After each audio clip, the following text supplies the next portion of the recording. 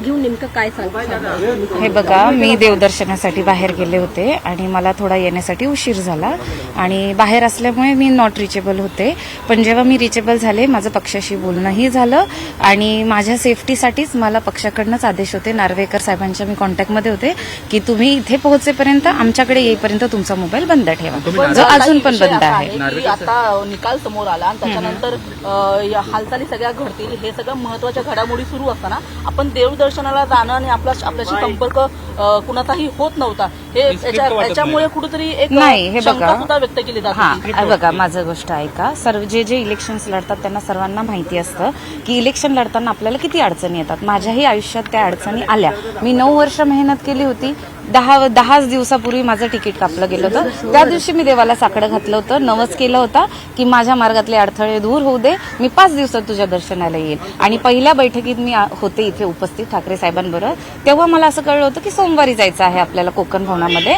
पण मंगळवारपर्यंत जेव्हा मेसेज आला नाही, मला जवळच जायचं होतं, म्हणून मला असं वाटलं मी करून येईल दर्शन. पण मागे रात्री जो मेसेज आला, मी तिथे तोपर्यंत पोहोचले होते, जो मला लेट भेटला. मग मी इथे निरोप पाठवला की असं असं आहे, पण मी येणार आहे आणि मी येणार आहे असं मी मेसेजमध्ये त्यांना सांगितलं होतं. म्हणून त्यांनी माझ्यावर विश्वास ठेवला.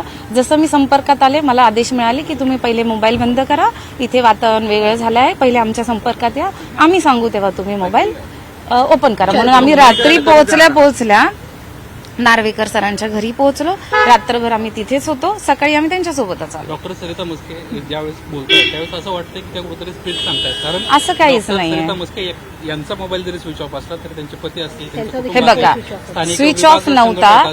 ऐका माझं, तुम्ही जेव्हा कॉल केला असेल कदाचित तेव्हा स्विच ऑफ असेल. आमचे जे आहे उपशाखा विभाग प्रमुख उतेकर साहेब आहेत, त्यांच्याशी बोलणं झालं होतं. सांगळे साहेबांशी पण बोलणं झालं होतं, डॉक्टर साहेबांचं, माझं नाही. त्याच्यानंतर आम्ही दोघे पूजेला बसलो होतो. तेवढ्याच काळापुरतं आम्ही नॉट रिचेबल होतो. पण तोपर्यंत बऱ्यापैकी बातमी सगळीकडे पसरली होती आणि आमच्यासाठी हा निर्णय घेतला गेला. तुम्ही एकनाथ शिंदेच्या शिवसेनेतून आल्या होत्या, त्यामध्ये देखील चर्चा होती. त्यामध्ये बोलतायत ना, एकनाथ शिंदे यांच्या शिवसेनेतून तुम्ही अगदी इलेक्शनच्या काही दिवसांआधी ते पक्ष प्रवेश केला, आल्याला तुम्हाला तिकीट दिली आणि त्यामुळे तुम्ही पुन्हा एकदा त्यांच्या संपर्कात गेल्याची चर्चा होती. खरं आहे? हे बघा, ही चर्चा आहे. बघा, विरोधक तर असंच बोलणार ना मॅडम. विरोधकाला तेच आहे ना की आम्ही जिंकलो आहोत, विरोधकाला कुठेतरी त्रास होणारच ना. आणि बघा, जर आम्ही संपर्कात असून पण जे खालचेच लोक हे पसरवतात ना मॅडम, हा तर कॉमन सेन्स आहे. 100% मी ठाकरेंसोबत होते आहे आणि त्यांच्या बरोबरच राहणार. धन्यवाद. आता चालले आहे मैं अभी जा रही हूँ नोंदनी करने के लिए, और जो मैंने कमेंट किया है इसमें कोई स्क्रिप्ट नहीं है.